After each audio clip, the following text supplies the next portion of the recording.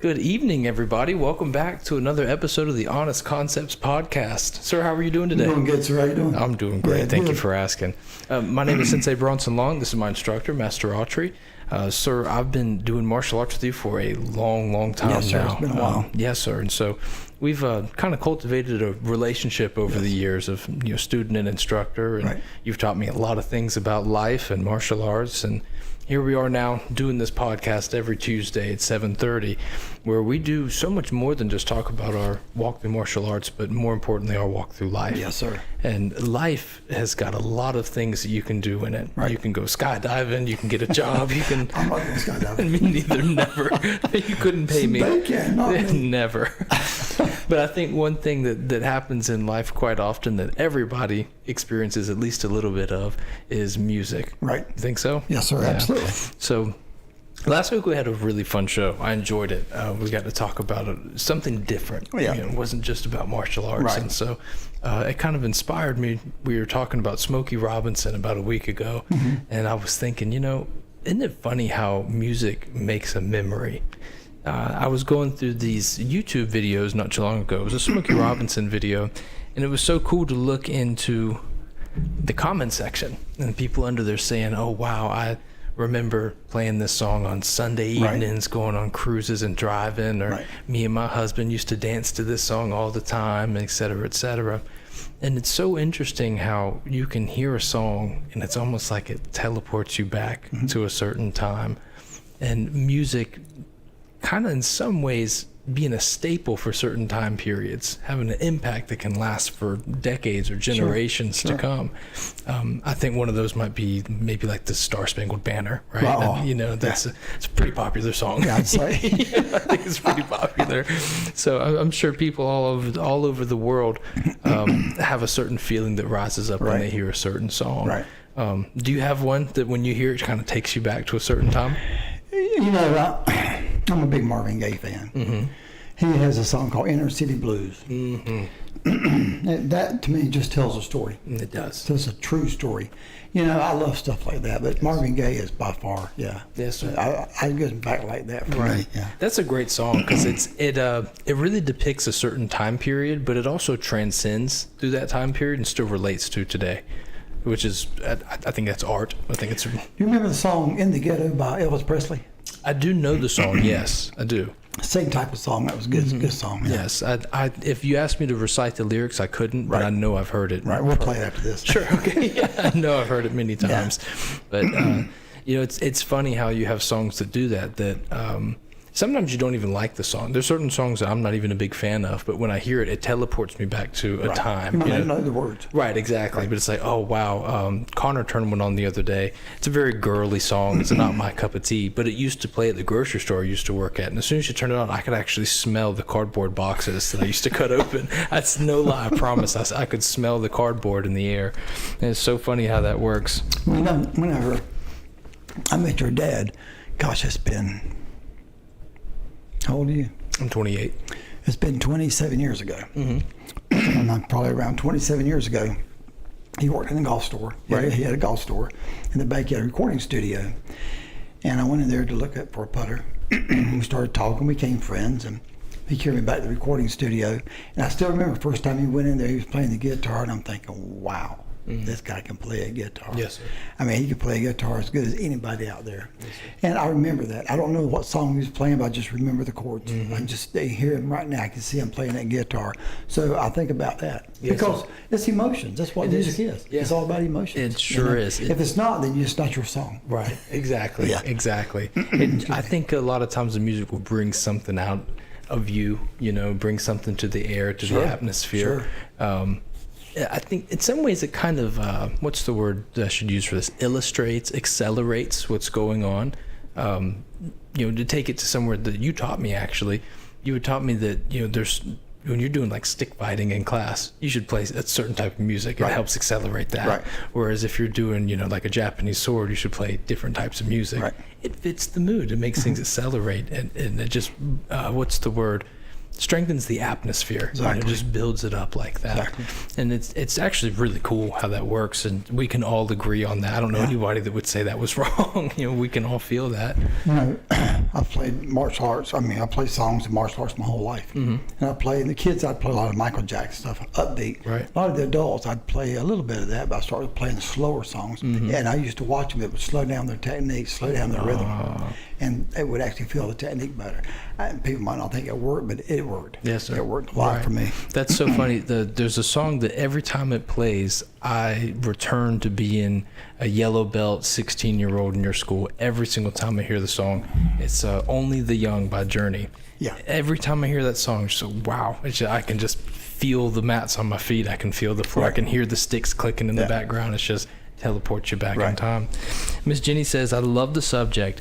Music can take you to times in your life that you do not normally think of, and it brings back some of the best memories to the extent that you can relive it. Yeah, you're right. Sometimes it feels like you're reliving it. Yeah. And when I smelled that cardboard, it's just like, whoa, it's just, and she's right. You're reliving it in regards to, you kind of feel who you are, but in a younger body. Right. Yeah, I don't know if that makes sense. No. I think everyone feels that, and it's really weird. Me and Ms. Alter, we have a golf cart. We ride through the neighborhood and stuff. We have fun, and we have speakers and stuff installed in it. Cool. And just Bluetooth and all. So we'll sit there and we'll just ride around the neighborhood, have the music on, and we'll sit there and ride for an hour. That's so cool. People are like, man, you guys get tired of riding? No, we have a good time. No, we're enjoying ourselves. Enjoying it. That is so cool.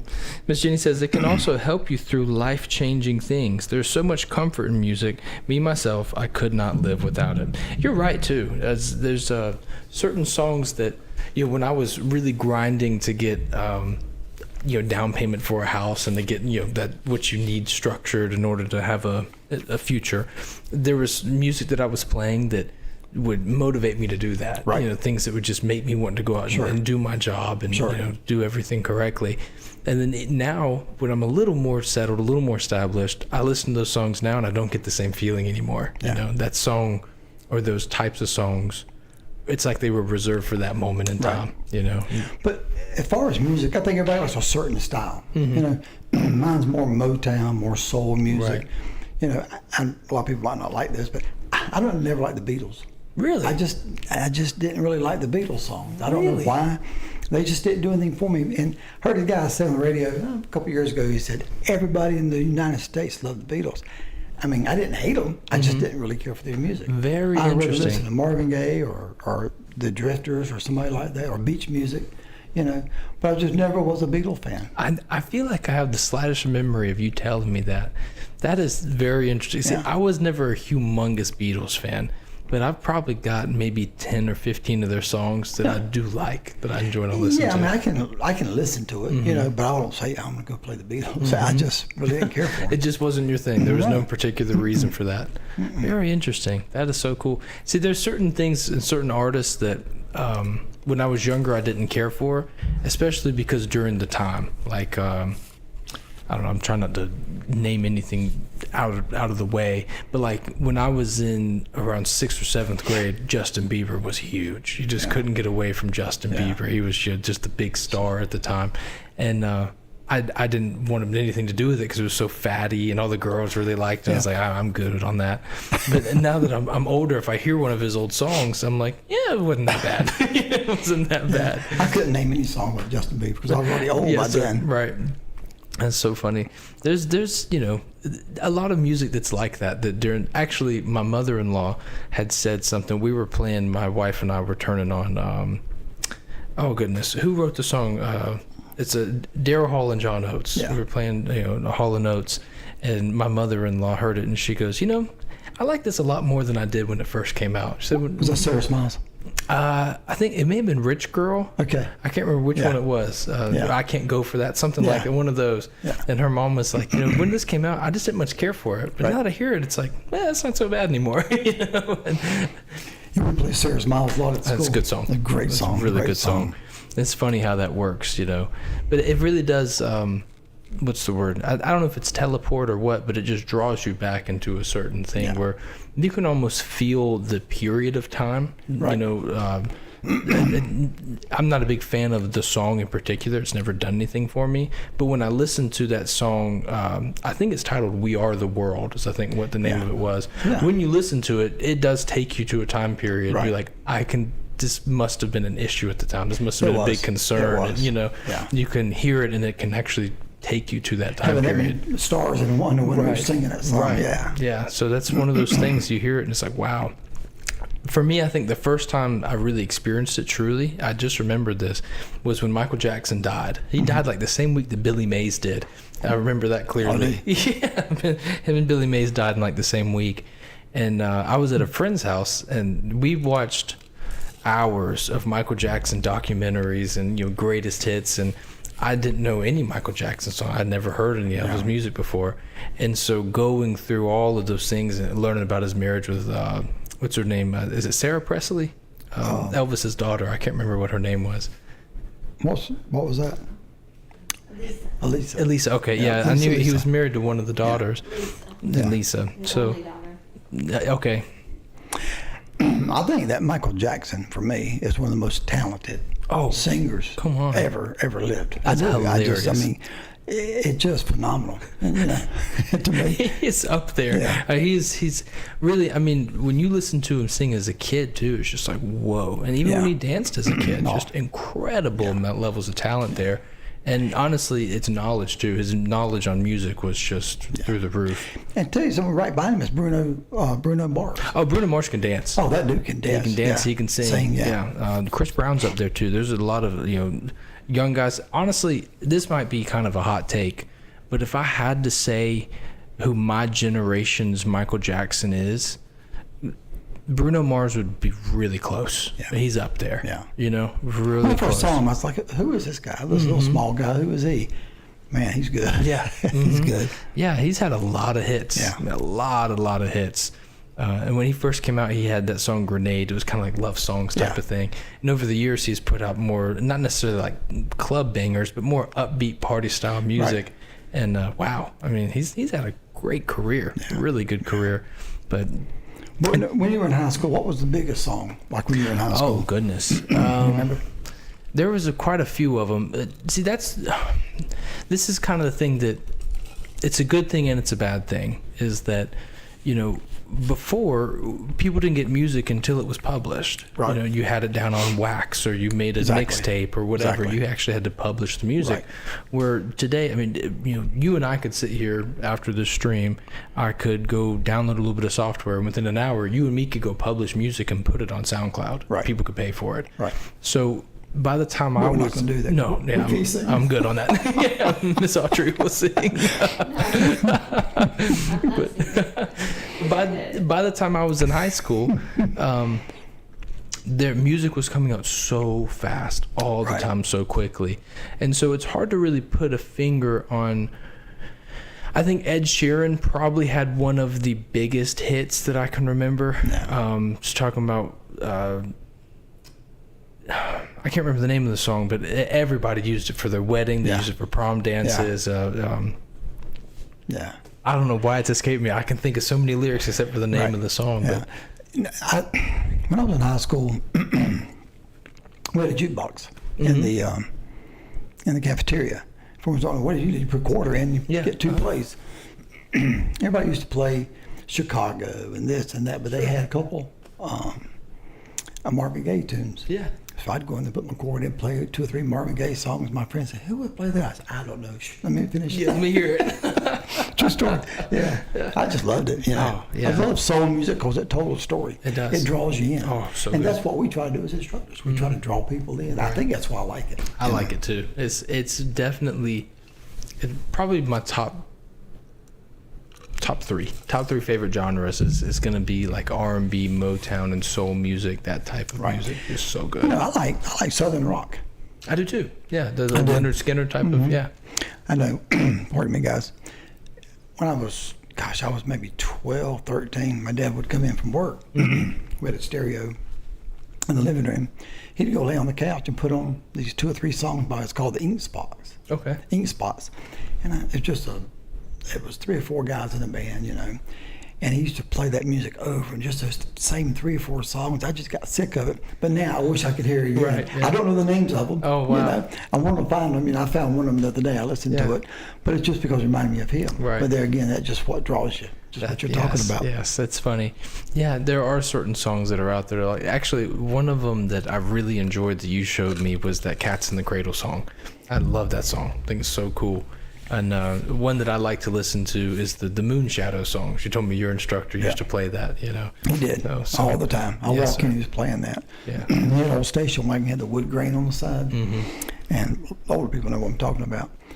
And so he told me one day it's all beat up. You know, he had paint cans and stuff in the back. I guess he did some painting on the side or something. I don't know. Anyway, he says, I got me a new car. I said, yes, sir. He said, you want to see it? I said, yes, sir. He bought another car just like the one he had. It's the same car. It's car. new to him. Yeah, it was new to him. The only thing he didn't have was the paint cans in the back. That is so funny. Oh, that was funny. That is I was expecting hilarious. to see, something brand new. Right. It was the exact Exact same. same It was different car. color, but it had the wood frame on the outside. Wood trim. That is so funny. Jen Easter says, yes, Oh Bruno is the new Michael. She said, dang it, but it is true. Yeah, it is. Yeah, in a lot of ways he is, And honestly, comparing is kind of hard, though, because Michael was just such a great musician in so many ways. Have you ever seen, this is really funny, have you ever seen the video of him, he's firing one of the stage workers while he's performing on stage? No. It was so funny because he used to play jokes on people all the time. Apparently he had a really good sense of humor, Michael Right. did.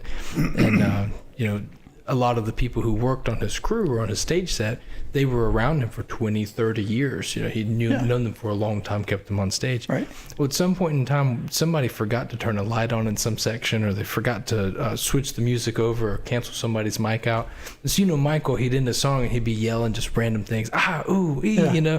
And so while he's singing, he goes, Carl, no job, Carl. Fired, Carl. Was he being serious? No, he was joking with the guy. But it What a way was to so go. funny. What a way to get fired. But, he was just, I don't know. Did you ever like Prince? Were you a big Prince fan? Actually, I didn't like him in the beginning, Really? but that guy could play guitar. He sure could. I saw him play with 3 or 4 of the stars, so Southern rock guys stuff. Even he was in I've band. seen that video. He throws that guitar when Yes. he gets through and walks off the stage. Yes. That was like him saying, I'm better. Yeah. Yes. Wow. He was like, drop the mic, but throw the guitar. Throw the guitar, yeah. That's the best guitar solo I've ever heard in my life. He was great guitarist. Yeah, that was, I forget the name of it, but yeah, it was good. Yeah, he was. That's Connor. When everybody had that Michael Jackson versus Prince rivalry, because they apparently had gotten in a couple arguments between the two of them. But I've always been team Michael Jackson. But Connor and her mama, they just love Prince. That's there. I mean, he had a lot of talent, but it wasn't for me. But I tell you what, he played that guitar. Wow. Yes, he was a great guitarist. Yeah. Great guitarist. Let's see. My ears perked up. Whoops, I'm on your account. Yeah, I was like, how is Bronson chatting? That's Connor. She's on my YouTube account. I'm talking to myself. she heard Prince, and so she wanted to come in here and talk about it. Well, speaking of music, Sure. I've got something, we're going to call it the spotlight. Okay. I'm going to ask you 5 questions. Oh, okay. I'll ask you 1 question, but there's 5 questions, really. I'm going to mention 5 artists Okay. or either 5 bands or groups. Sure. And you're going to tell me where they go 1 to 5 in your opinion. Oh, wow. Now, you don't know the next one coming up. I've seen people do this on YouTube. I was like, that'd be kind of cool to do. Sure. So I'm going to put you to the test. Fun. All right. I'm excited about it. You can go 1, 2, 3, 4, 5, but you don't know who's going to come next, or next, or next, or next. Oh, so I can't change my answer. You can't change your answer. We'll see what your list looks like. Okay. Okay. Ooh. The first one is Journey. You put them 1, 2, 3, 4, 5. Journey You is- don't know what's coming next. The Journey is up there. This is going to be fun. My mom was in the Steve Perry fan club, and you played a lot of Journey when you were, in the school. Journey's got a lot of memories for me, and Steve Perry can sing. Honestly, I think he's the best singer of all time. He's incredible, If I even could pick live. one- yeah. If pick one singer, he's got a voice that just, I think he's the best. He's an So incredible Journey singer. is your first group, or you can put them 1, 2, 3, 4, 5. Now I remember, think- you don't know what's coming next. Yeah, that's the tricky part. I'm put them. I'm gonna go Journey for 3. I'm That's put what Journey Tom to 3. Rizzotti. I told Rizzotti you'd go 3 on that one. Okay, ready? Here's a little curveball. Simply Red. Oh, okay. Simply Red's a good one. I enjoy Simply Red, but it's not. They don't have the same appeal to me as Journey. Oh no. I'll go 5 for Simply Red. Okay. You ready? Mm-hmm. Michael Jackson. Oh man, that's tough. So you've already got 3 and 5 Yeah. filled. See, I'm scared because I 1 and 2 might be artists I really, really like. Or somebody you don't like. Yeah, but at I don't all. like. But I don't want to put Michael under Journey because that just feels weird. That's tough. Okay, I'll put Michael at 4. Let's do 4 for Michael. Wow. Smokey Robinson. 1. I knew that Yeah, was we coming. ain't got to argue about I that. know that. That's a 1. Actually, you answered better than I thought. And the last one is Marvin Gaye. Oh yeah, that's good. Yeah. Okay, good. I'm comfortable with this. Yeah. Actually, I am. Yeah. The hard one for that was Journey and Michael Jackson, though. I started to take out Smokey Robinson and put somebody else in there, Ms. Orchard, and I leave it in there. Yeah, Smokey and Marvin being the top 2 is a pretty realistic insight to how I really feel in life. Those 2 they compete for number That's cool 1. to do. Yeah, That's fun. That was fun. I really enjoyed that. Michael and Journey's a hard one though. Because Journey's got a lot of memories for me. A lot of growing up, a lot of summer nights and stuff. I think it's the summer nights. Yeah, that's funny. Yeah. A lot of summer nights, but Michael, wow, it's just hard to. Jeez, that's hard.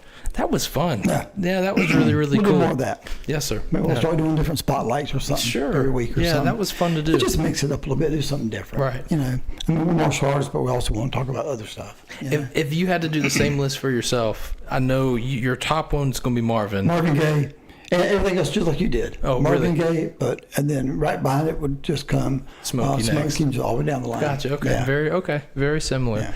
No, that's really cool. If you guys have your own 1 through 5s, I'd like to see them in the comments. Yeah, That'd be me cool too. to see. If you guys have your own 1 through 5s on Put that. Mike in tonight. I haven't seen him in there, but I'm sure he's hanging out with us somewhere along the way.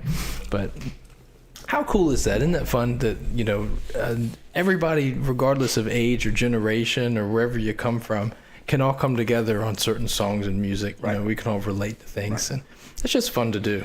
It's funny how the old people will tell the young people, you don't know what music is. And the young people's like, I ain't listening to that old music. Right. But, I'm going to be honest with you, the 70s was the best. It was good.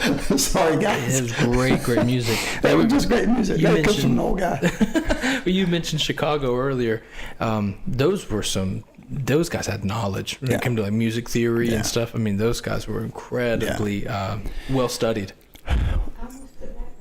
We used to listen a lot of years ago, Kenny G and Tom Scott. A lot of soft music and stuff at the house. And that was good for a while, but I got kind of burnt out on it, Right. But it was good. You used to listen to. You turned me on to this girl. I think her name is Nora Jones. Is that correct? Nora Nora Jones. Jones Yeah, and she's got a Sade. smooth voice. My Nora favorite Jones. singer is Sade. Yeah. It's Marvin Gaye, then Sade. She can sing Yeah. so nicely, so And nice. then Nora Jones is more of a smoky piano player. You see her in a smoky room Right. at some bar playing a good piano. She's got a good voice. Yeah. You know who else had a really good voice that I enjoy? And when you listen to her music, can take you back to that time period is Amy Winehouse.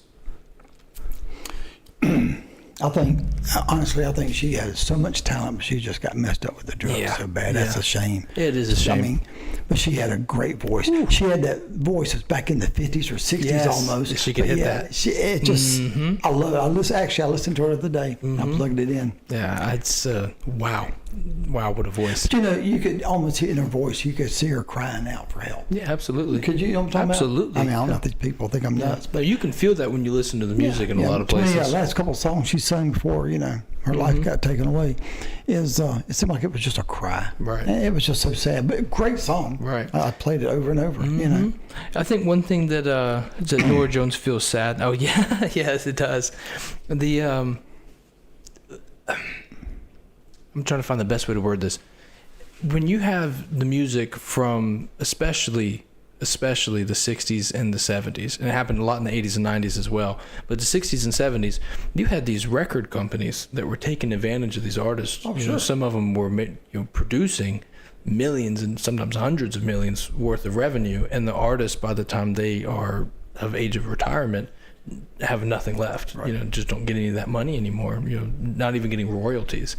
And I think sometimes some of the pain and the betrayal that comes from those record companies was some of the greatest motivation to write some of the most beautiful music, impactful music that's out there. And really, it's a shame that sometimes when you're hearing some of those great songs, the source that it comes from is so dark. And I think Amy Winehouse is the embodiment of a lot of that. Yeah. She had issues with her father taking money. She had the record companies was dealing her wrong. And naturally, I don't know if she was a drug abuser, but I know she was alcoholic. Yeah. Real bad. So it's sad. Man, they make some good music though, you know, some killer songs. You know, and it's sad too, because if she had just a normal life like we have and just sung at the local pub, right, you know, her life would probably still be here, but she would enjoy it better. Yeah. Even though she made millions of dollars. Yeah. You know, just something you enjoy. You know, you get caught up in it, and these people do. You know, and I just, you know, I see that, it just bothers me. Yeah, it's sad. Because less is more, even in your life. You know, people have to have a big house, a big car, right, $50 million in the bank, and you know, and it's fine, well and good. If you have it and you want it, that's fine. But you know what? Nobody can enjoy anything better than Ms. Alter and I going South 21, sitting there eating a fish dinner. Right, just having a good time. Just sit there, we'll just talk for 2 hours, 3 hours. You know, that's the contentment. Exactly. You know, just being happy with what you got and where you are. It's and not being greedy. Exactly right. Yeah. Exactly it's right. It's contentment, but it's not being greedy. You know, when you're not greedy, more things come to you. That's true. It's just greed puts up these weird walls.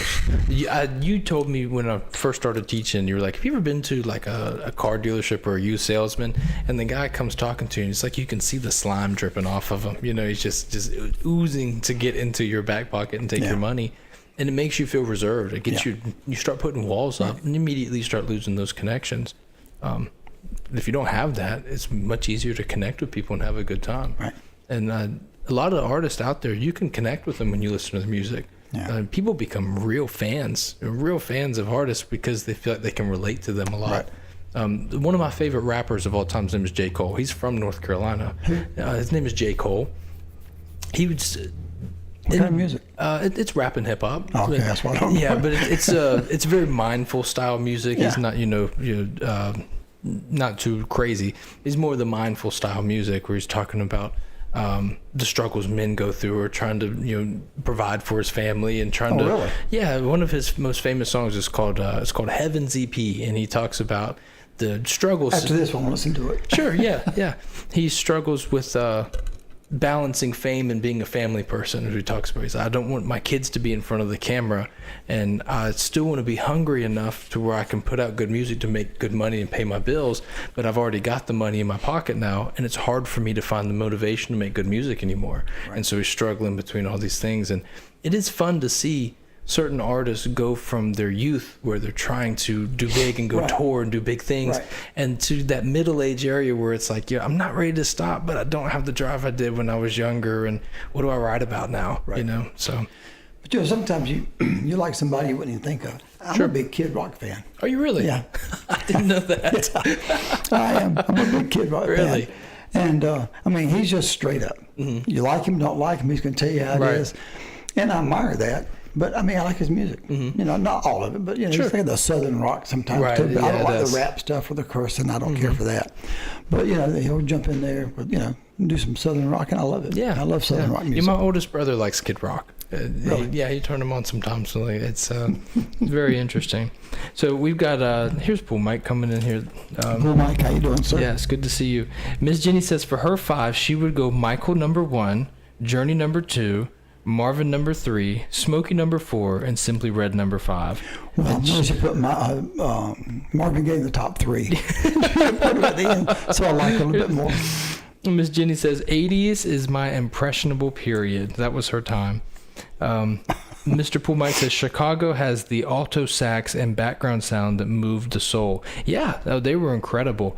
And that's what's fun to learn about some of the musicians out there. Like one of the most famous rappers of all time, his name is Lil Wayne. He was humongous in the late 90s all the way up to like 2012. I mean, there was a time period when I was in middle school, you couldn't turn on the radio and not hear him. He was on the rock station, the country station. He was everywhere. Yeah. He was a rapper that transcended all genres.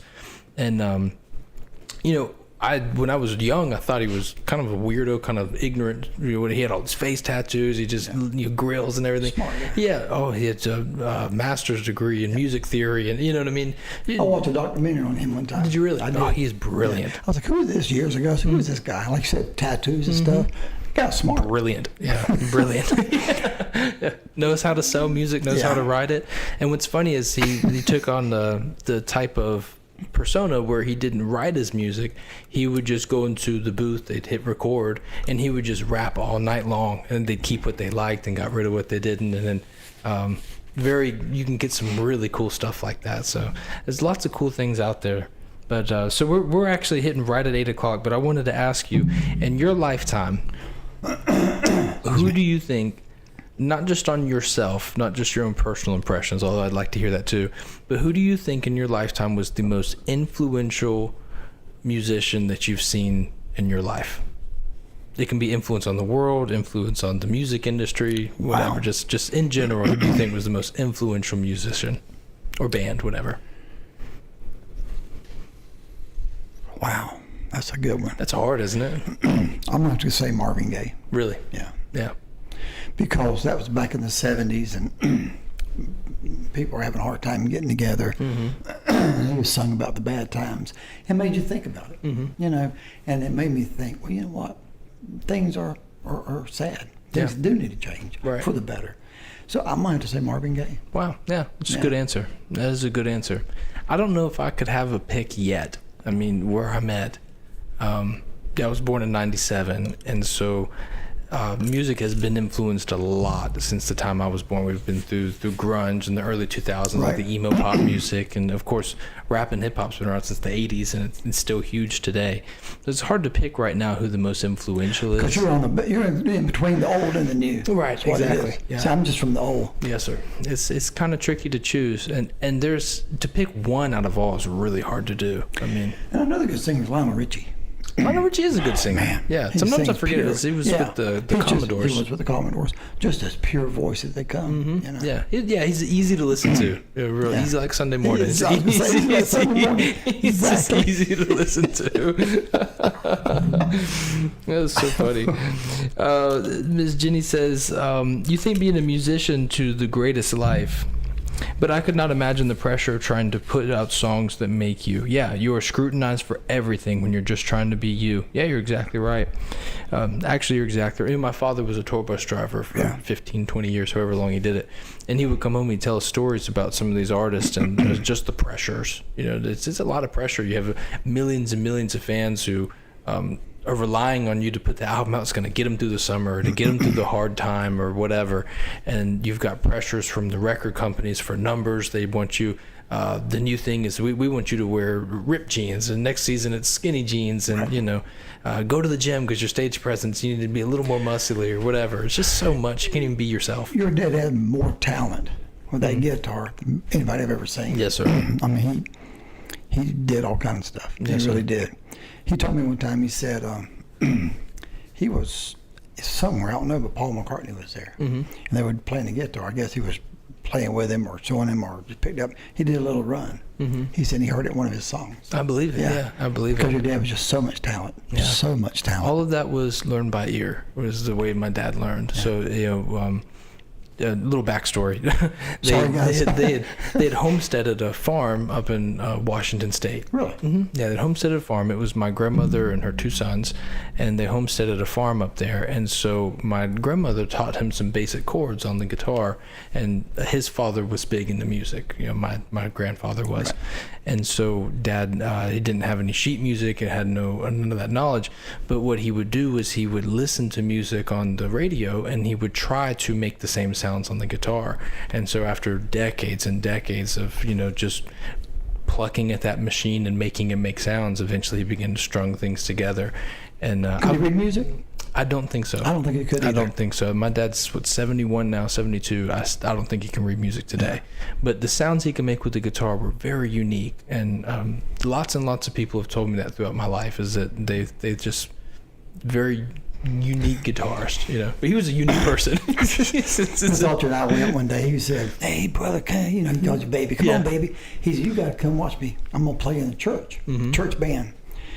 So me and Ms. Ultra go to the church just to watch him play the guitar. They call him. He was up on stage. These old guys here. Yeah. They were playing guitar, and your dad was getting bored. He was getting bored. I was like, oh no. He starts shredding that guitar, and then he takes his hand and starts fanning it like he's got it on fire. Like it's on fire. He did that in church. He's sitting there playing, just ripping those chords, just fanning that guitar. I'm like, oh, John, what are you doing? And even the pastor said, I think his guitar's on fire. You know that, Miss Ultra? Yeah, he was something else, that guy. I'm sorry, guys, we're getting off the thing. He That is was something else. funniest thing I've ever seen. He is something else. I wasn't about to miss that. He said, I'm playing in church. You'll come see. I said, yeah, I'll be there. I'll be I'll be there. the Front first one row there. tickets. And he had a lot of cool gigs. did. I've heard some really cool stories of the things he's done at the House of Blues and places like that where he used to play at. But More quick story. sure. So me and Ms. Ultra were at Myrtle Beach. This was, I don't know, 15, 20 years ago, maybe longer, I don't know. We're sitting at there's a place called House of Blues. There's a restaurant right beside it. Yeah. So Ms. Ultra and I were sitting in that restaurant in the parking lot. And I said, old John used to come down here a lot, because that's when he was living in California, Right. or where he was at. I said, John used to come down here a lot. I said, I need to call him one day. So I go home, then a couple of days later, I said, man, I was thinking about you. I was at Myrtle Beach day for yesterday. He said, you were? I said, yeah, I was over at the House of Blues. He said, did you see a big old van parked there? Tour bus? I said, yeah. He said, I was in there. The group was in the plan. Wow. I was just sleeping in the van. I Wow. was in the You guys bus. are 2 seconds away from each other. I was 2 spaces over from him. That's talking insane. about him. That's funny how Right, that Ms. works. Ultra? That's so funny. A small world, isn't it? A very, very, very small world. Mr. Pool Mike says, what time is it? I think it's 25 to 6 to 4, talking about Chicago. There you go. Yeah, it's so funny. Miss Jenny says, I love Chicago, but I get them mixed up with Boston and Journey. They all sound the same for me. Oh, no, that first Boston album is insane. It is. Yeah. I don't know. That was the first time I'd ever been taught something about history for music like that. I was on some type of road trip. Don't know where I was going, but my mom took me there. Right. And she played that first Boston album for me. And while we were playing it, she was telling me some of their story and what it was like during her time when that first Boston album came out, where Right. she was going, what her friends were doing, and just how it affected her life and how she remembered it when it came out. And I think really, truly, in a lot of ways, that was the beginning for me that started me down this rabbit hole of like, let me go back in time and look at some of this music, because that album is top-notch stellar. I mean, it's Right. a classic. There's no song on the album that you should skip. They're all good to listen to. Yeah. Every one of them are good. But she was The telling me, cover of the album was pretty cool. actually, it was. Yeah, a Yeah. little spaceship on Yeah. there, the blue. Yeah, it was really, That really blue cool. and reddish, orange kind of looking. Yeah, yeah, really, really cool. So, actually, that's funny that you say that, Miss Jenny, because I think that really was the beginning. Yeah. And so that album, whenever I listen to it, is kind of symbolic for me. It's the beginning of my journey into What music. it was the old and the new, but it was both of them mixed together, in my opinion. Mm-hmm. You know, you could almost listen to a little bit of the old, but yeah, you could say, okay, Right. they made a step this way, a step this way. Right. That's how I took it. Yes, sir. You know who I think did that in a lot of ways was the Eagles. Was they used, traditional instruments, but No they doubt. used a lot of technology to help And they amplify could certain harmonize sounds. so good. They could harmonize so good. Yeah. I love the Eagles. Yeah. I just, man, Good songs. my gosh, yeah. Really good songs. Wow. I can't believe we went way past 8 o'clock. But Sorry, guys. We got off track. yeah, we could do this for hours. I'm sure everyone else We're could too. over Yeah. But sir, I'll tell you what, the spotlight was fun. That was fun. Yeah. We'll start doing a different spotlight every week. Sure. Something out of the Yeah, ordinary. that'll be fun. All right. That's always a nice thing to do. Yeah. Well, guys, I hope you have a great rest of your evening. We will be back here again next Tuesday at 7:30 p.m. Eastern. Yes, sir. You guys have a good Guys, rest have of a your good night. night. That was fun, sir. It was. I enjoyed that.